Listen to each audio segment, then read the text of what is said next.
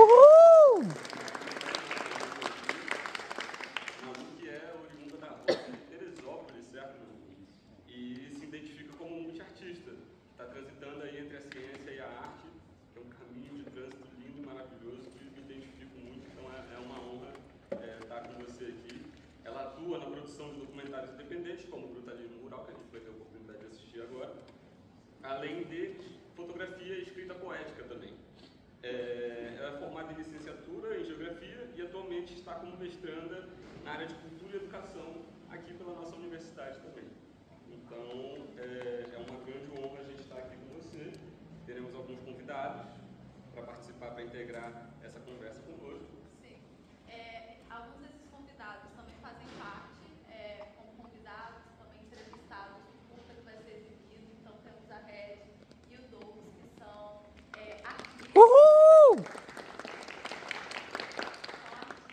E agitadores da cena cultural da Baixada Fluminense, mas ambos também atuam em outros territórios, né? São grandes personagens aqui desse cenário na universidade também. Além disso, para compor esse debate, que, querendo ou não, nós somos uma semana acadêmica de arquitetura e urbanismo, né? Então, o curta documental, vocês vão perceber que fala muito do grafite, do piche, mas a gente também tem uma perspectiva arquitetônica sobre tudo isso que acontece. E para compor esse debate, a gente convidou dois professores nossos, o professor Luciano Muniz, que ele pesquisa a produção e ocupação do espaço urbano. Muito obrigada. Uhul! Carlos, que ele é um professor que pesquisa o patrimônio arquitetônico e, especialmente, né, o perímetro de tombamento aqui na universidade. Então, ele tem esse ponto. Comentário sobre esses nossos convidados, mais uma vez, eu não consigo deixar de fazer esse comentário como o professor Cláudio graciosamente lembrou, sou egresso também, sou contemporâneo dos artistas que estão presentes no filme. Isso é uma alegria muito grande para mim reencontrar essa galera que está atuando na cultura nessa região há um bom tempo, né? A gente já fez muita coisa nesse campus, né? E continuemos fazendo, que isso é importante demais. É lindo ver que vocês continuam na ponta de lança aqui da arte da cultura na Baixada Fluminense. Sim, gente. Então, essa introdução que a gente fez é importante para vocês entenderem um pouco do contexto, né? Das pessoas que participam e também do que a gente está. E é isso. Agora a gente pode assistir. Bora? Uhul!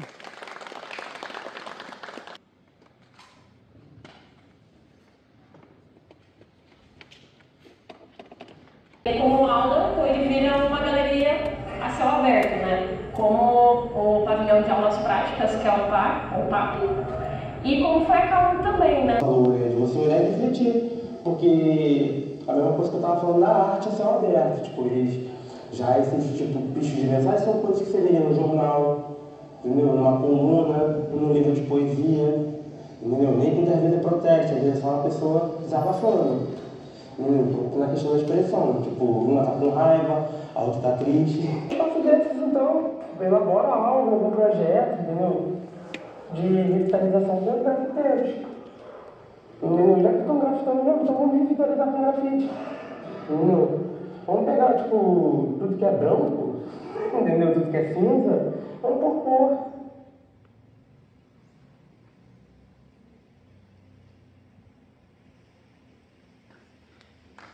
Uhul!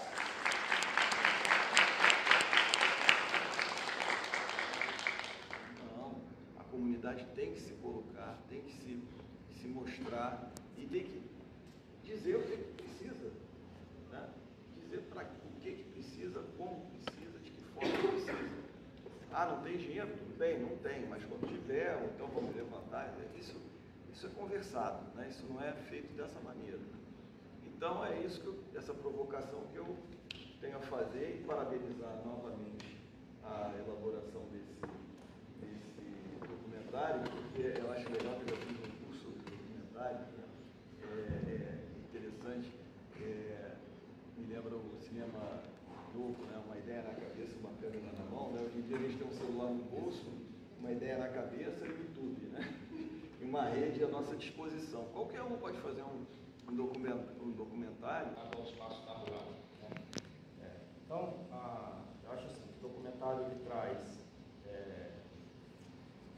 toca diretamente, né, num dos principais problemas da sociedade contemporânea, um dos vários principais problemas da sociedade contemporânea, são os limites entre a arte, o protesto e a estrutura urbana. E aí a estrutura urbana, eu queria frisar que ela inclui também os edifícios, a arquitetura e os edifícios tombados também, o patrimônio, que é tutelado pelo Estado como patrimônio. Eu acho que ele avança bastante, assim, e traz material, massa crítica, na verdade, material, para a gente fazer questionamento sobre essa dinâmica dessa produção do espaço urbano. E aí a primeira teoria que eu trago, assim, para entender um pouco o porquê da existência de algum movimento, é a teoria do Lefebvre da produção do espaço social. Né? O Lefebvre ele é um sociólogo, filósofo francês, que ele traz essa teoria na década de 60, no início da década de 70, justamente quando ele percebe um certo movimento de apropriação do espaço urbano por forças capitalistas de modo geral. Eu não quero ser muito panfletário aqui, mas só para contextualizar um pouco, e ele tenta entender como é que é feita essa produção desse espaço social. Tem muito a ver com o que o Cláudio coloca. O espaço concebido é o espaço da representação, aquele espaço de nós arquitetos, né? Como a gente planeja o espaço, como a gente planeja a cidade, como a gente planeja as coisas.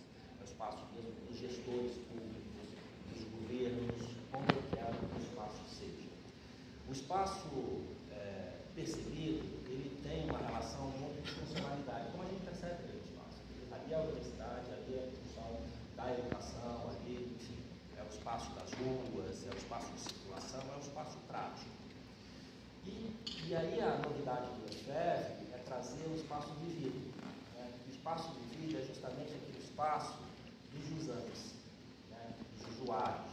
É um espaço que tem uma relação de apropriação, que tem uma relação de...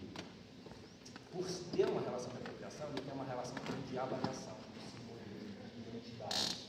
E é nesse espaço que acontecem os movimentos de resistência, na maioria das vezes clandestinos, ou na maioria das vezes colocados como ilegais. Foi comunicado através dos artistas que ela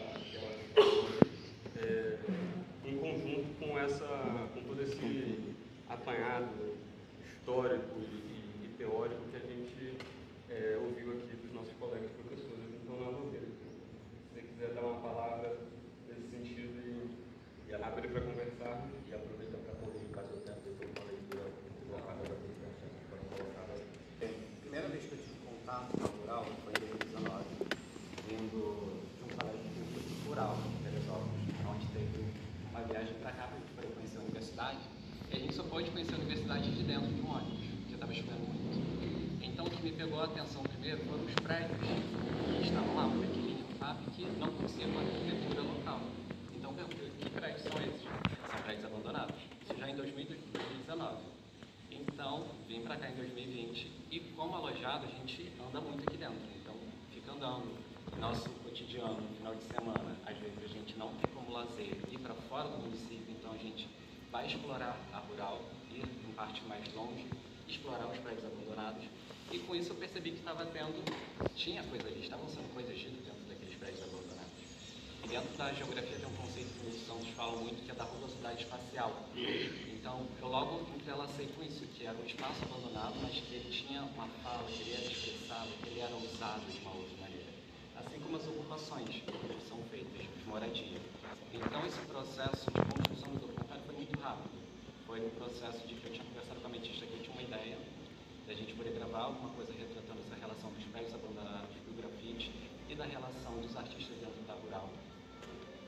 Ela tinha me proposto para a semana seguinte para a gente poder apresentar em um evento que ia ter na rural, então eu tive uma semana, 2 semanas para pensar, já pegar as imagens, chamar os artistas que ia falar, então foi algo muito corrido, então gravei com meu próprio celular, entrei em contato com a metista, ela entrou em contato com o Doug, que a gente foi nossa linha direta, eu parei a Red no meio do corredor e falei, Red, topa, eu sei que você faz grafite, eu sei que você tem muito o que falar, você é do movimento aqui dentro da rural já há muito tempo, eu sei que você vai agregar na fala, na construção desse documentário.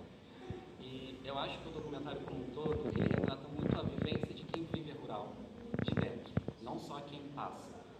grande maioria dos alunos não conhece esses prédios abandonados. Nunca ouviu falar sobre o Preto Linha, nunca fui dentro desses museus. Eu gosto de falar que é um museu aberto, artístico, contemporâneo. A gente estava falando de uma ação artística dentro da rural dos próprios estudantes. Então, esse contexto do vídeo, evidenciar uma denúncia, mas ao mesmo tempo retratar uma relação artística, pegou muito forte em mim. E como geógrafo, né, eu analiso o espaço de uma forma vivida, espacializada, de espacialidade. Você tinha falado de Lefebvre, de espaço vivido, percebido, tem muito disso. O espaço percebido pelo aluno que só transita pela rural é um. O espaço que é vivenciado pelo alojado, quem mora dentro do Seropédica, é outro. Então essa relação do espaço vivido pelo picho, pelo grafite, é uma visão diferente de quem só percebe por fora, que vai analisar a estética de uma outra maneira, que talvez pense como totalmente forma de crime, não como arte. Então esse primeiro processo foi pegar todas essas informações, ir atrás dos artistas, e eu não queria dar minha voz, mas eu queria dar a voz deles, que eles já estavam aqui mais tempo, eu só queria ser a produtora, e fazer todo esse processo para a gente poder debater, sabe? Fazer uma denúncia, mas um processo artístico. Acho que é mais esse ponto. E tem um outro ponto que eu pedi ajuda ao Josivaldo, que era um colega meu de quarto, porque eu estava pensando em colocar o nome do documentário como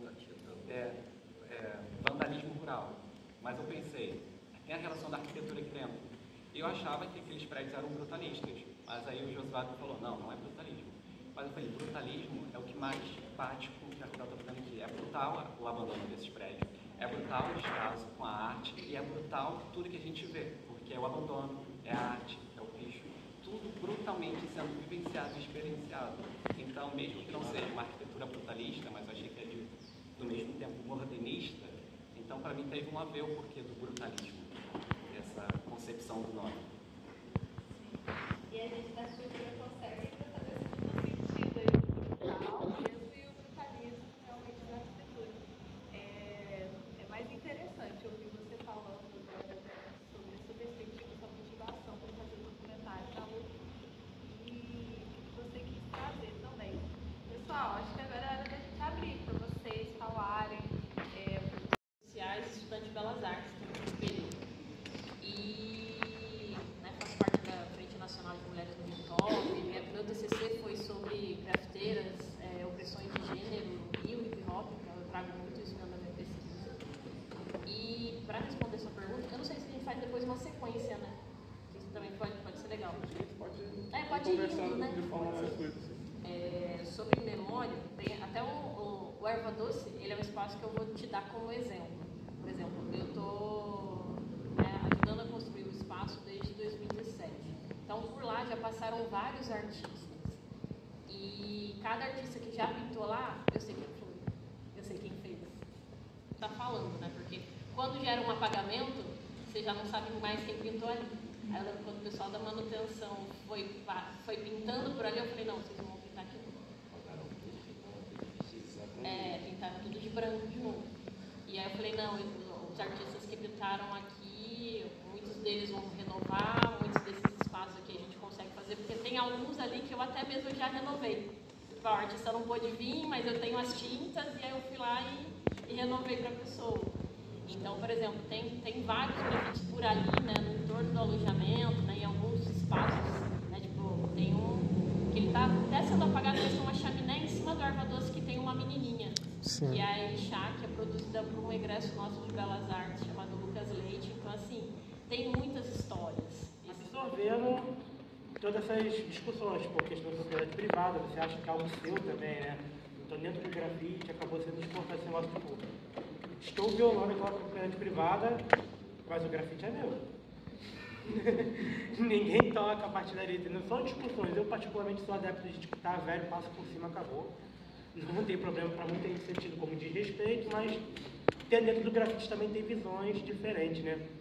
E aí, nessa questão de memória também, por exemplo, a gente tem como exemplo Itacaú. Itacaú é um grande exemplo disso, porque antes de 2019, da pandemia ali, tinham outras pinturas ali na Caú, umas pinturas mais vivas, mais coloridas, uma descrição maior, né? Tu aqui tirou várias fotos lá na Caú também, né? E a gente sabe que naquele momento, antes de 2019, aqui na Rural estava num boom cultural absurdo, como não se via há muito tempo.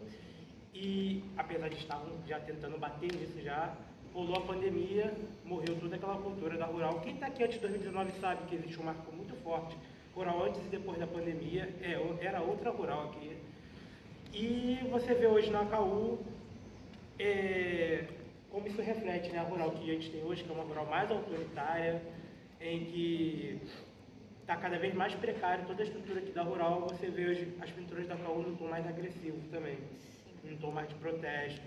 Então o grafite ali naquele espaço como a ACAU acaba virando como um reflexo do seu tempo.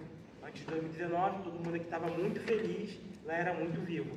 Agora todo mundo vive muito revoltado, agora lá está tipo, muito revoltado. Então esse também tem esse papel chave de leitura dentro do grafite, de você entender como é que está ali. Sobre a questão de assinar nosso próprio nome, é uma forma de se mostrar para o mundo, né? Porque a gente é negligenciado o tempo inteiro, a gente é invisibilizado o tempo inteiro.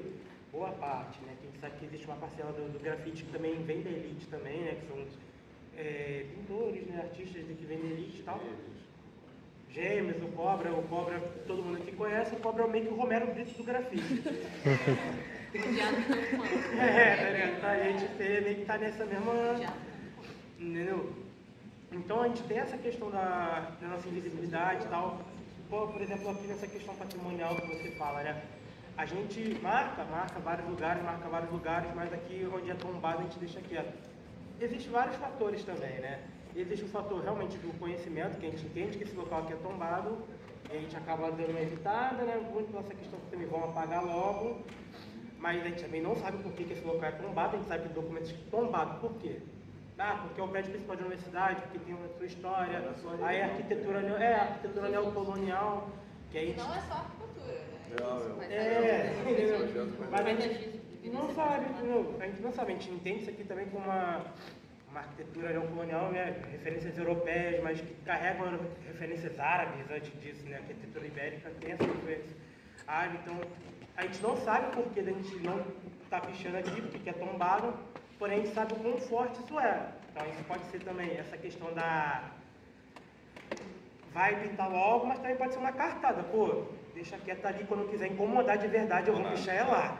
Deixar guardado, Mas é isso, porque a gente sabe, quando picha aqui, realmente é visto, é falado, entendeu? E a gente quer ser visto, mas da maneira certa também, né? Porque se a gente sabe pichar aqui, nossa arte vai ser tratada já criminalizada automaticamente. Tudo de bonito que a gente já fez vai ser jogado no lixo para você, pô, aquele bicho, aquele grafite ali no P1, criminoso. Representa o caos de quem está vivendo ali, sabe? A negligência de quem está vivendo ali. Eu digo até da saúde mental dos próprios alojados, sabe? Porque se você passa pelo que eu imagino aqui, o caos, como que está a saúde de quem está morando ali? Como que está a relação de saneamento básico de quem está morando ali? Então representa muito mais do que só os pichos, do que só as paredes. Isso que está intrínseco e que não está sendo dito, mas está sendo ditado pelo caos, que é visual. E aí, gente, por uma questão de organização aqui